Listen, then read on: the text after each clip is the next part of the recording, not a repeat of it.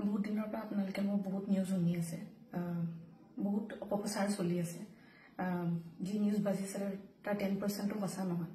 আৰু মই ইমান দিনে একো মাত মাতিব পৰা নাই, কাৰণ ইমান হেৰেছমেণ্ট, ইমান মেণ্টেল হেৰেছমেণ্ট, যোনটো কেতিয়াও মই ভাবাই নাছিলোঁ হ'ব বুলি, সেইখিনি মই পাৰ কৰিব লগা হৈছে। মেণ্টেলি প্ৰস্তুত নাছিলোঁ কোনো ধৰণৰ কথা ক'বলৈ বা কিবা ষ্টেটমেণ্ট দিবলৈ। সেইটো কাৰণে 7 দিন মই যেনে যেনে কটালো, কিন্তু এতিয়া জোখতকৈ বহুত বেছি অপপ্ৰচাৰ চলিছে। বহুত ধৰণে মোক সাঙুৰ খুৱাইছে বিভিন্ন ক্ষেত্ৰত। ন্যায়ালয়ে মোক দোষী কৰাৰ আগতে নিউজ মিডিয়াই মোক দোষী কৰি মোক এতিয়ালৈকে ফাঁচি দিছে। মোক অলৰেডি মই দোষী বুলি কথা কৈছে।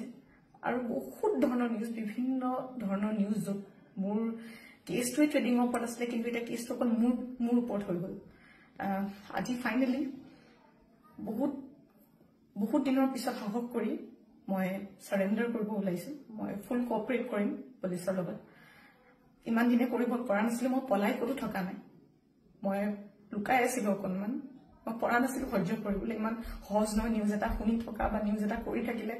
যি মন যায় তাকে কৈ আছে, কোনো ধৰণৰ তথ্য নোহোৱাকৈ কথা কৈ আছে। মই ভাবিছিলোঁ ইমানখিনি কেতিয়াও নিউজ মিডিয়াই নকৰে, ইমান তথ্য নথকাকৈ ইমান নিউজ নবজায়।